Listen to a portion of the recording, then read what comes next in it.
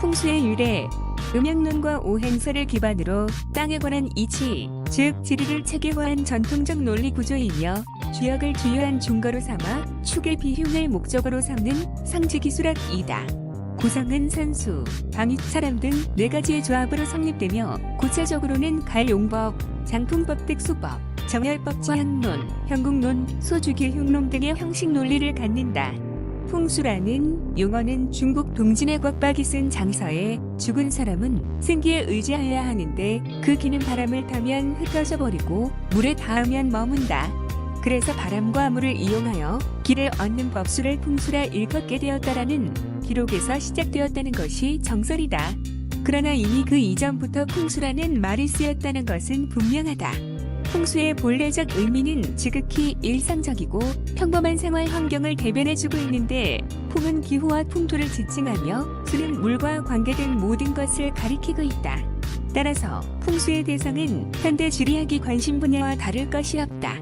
도읍이나 마을의 자리잡기, 집터 잡기, 물자리 찾기, 정환수의 배치, 길나기 등은 말할 것도 없고 땅을 보는 기본적 시각, 즉 풍수의 사상성은 인문주의적 입장과 같다. 살아있는 사람과 땅의 관계뿐 아니라 죽은 사람의 경우까지 매우 중요시한다는 점에 풍수의 특징이 있다. 풍수의 기본 논리는 일정한 경로를 따라 땅 속을 돌아다니는 생기를 사람이 접함으로써 복을 얻고 해를 피하자는 것이다. 사람의 몸에 혈관이 있고 이 길을 따라 영양분과 산소가 운반되는 것처럼 땅에도 생기의 길이 있다는 것이다.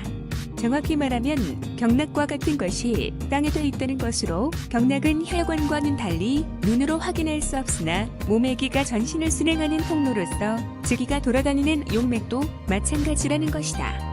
산 사람은 땅의 생기 위에 얹혀 삶을 영위하면서 그 기운을 얻는 반면, 죽은 자는 땅 속에서 직접 생기를 받아들이기 때문에 산 사람보다는 죽은 자가 얻는 생기가 더 크고 확실하다.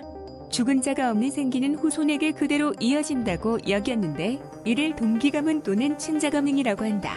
풍수의 원리, 갈용법. 풍수주리에 내포되어 있는 모든 원리는 산에 가시적으로 나타나는데, 용은 바로 산을 지칭한다. 그리고 용맥의 좋고 나쁨을 조산으로부터 혈장에 이르기까지 살피는 방법을 갈용법이라 한다. 용 속에는 감추어진 산의 정기, 즉 주기가 유행하는 맥이 있어서 갈용할 때에는 용을 채로 맥을 용으로 하여 찾는다.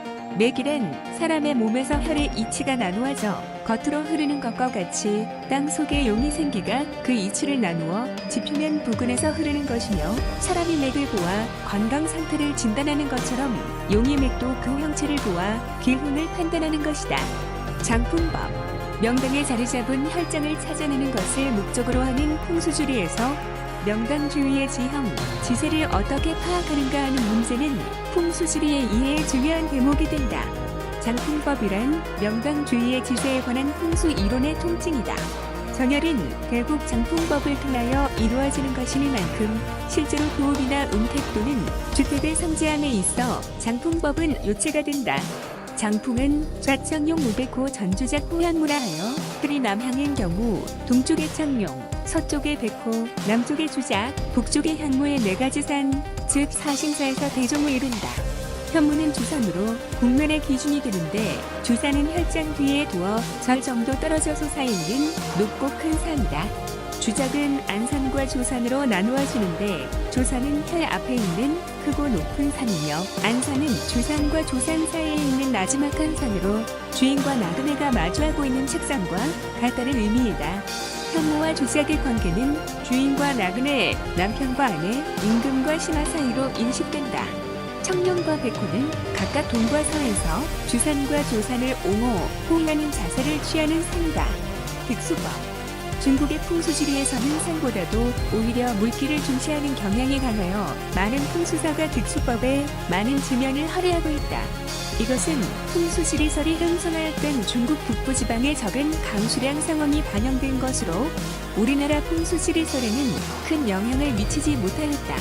그러나 산수를 음양에 비비는 전통적 사고방식에 따라 득수법을 무시하였던 것은 결코 아니다. 흙의 보화물은 반드시 길은 방위로부터 흘러들어와 흉한 방위로 나가야 한다. 물에서 타치가 나거나 흐리면 안 두고 혈전에 공손히 절을 올리듯 유장하게 지나가야 한다. 지금 위하여 혀를 향하여 쏘는 듯 내지르는 것은 좋지 않다. 이때 산대로 물은 물대로 따로 있는 것처럼 보이면 불길한 것이며 남녀 상대하고 음양상보하는 원리에 따라 산수가 상상하여야 좋은 것이다.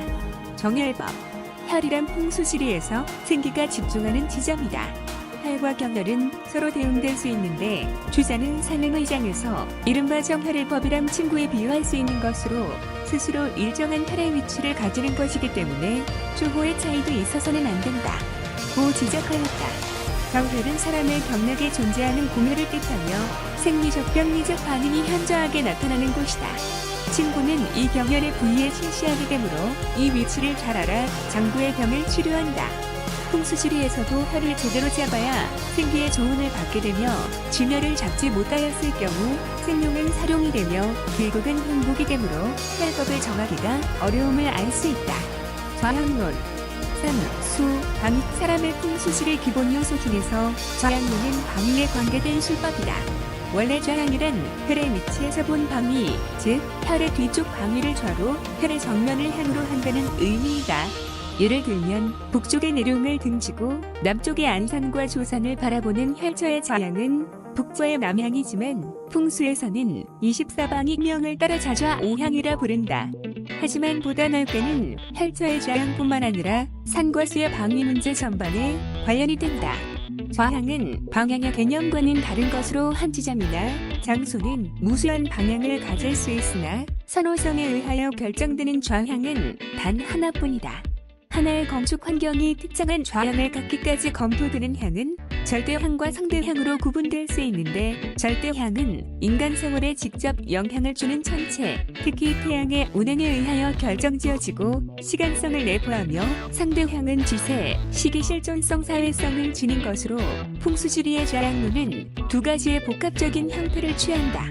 형국론 실제로 답선하여 기울지를 파악하는 과정에서 눈으로 직접 기륭을 판별할 수 있는 유형 분류의 필요성이 생긴다. 이때 산천의 형세를 인물금수의 형상과 유추하여 판단함으로써 비교적 쉽게 지세와 기륭을 알 수 있다.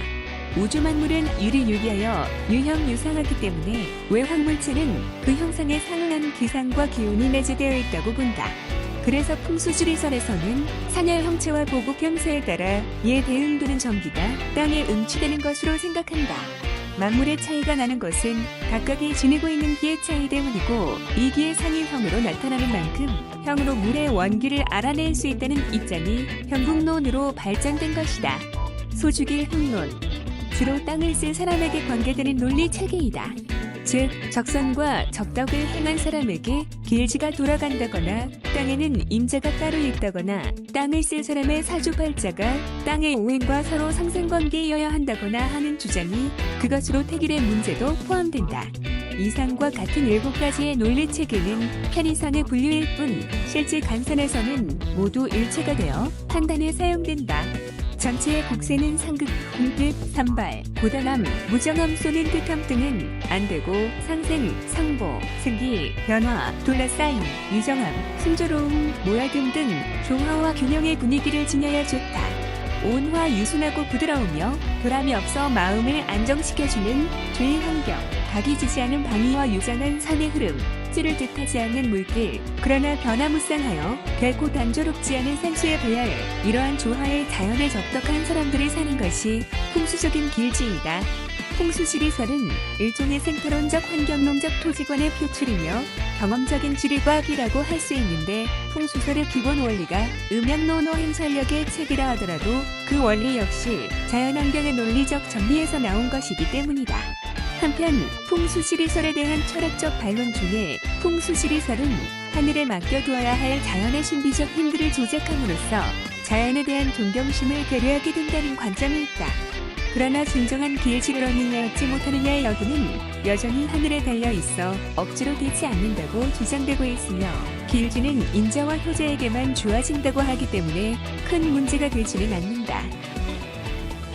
한국풍수신문은 예법과 한자를 읽는 건강한 삶에 대한 이야기를 전달하겠습니다. 시청해주셔서 감사합니다. 구독과 좋아요는 한국풍수신문의 더 좋은 정보 서비스에 많은 도움이 됩니다. 유익한 정보 빠르게 시청하실 수 있습니다. 감사합니다. 좋은 일 많이 생기세요.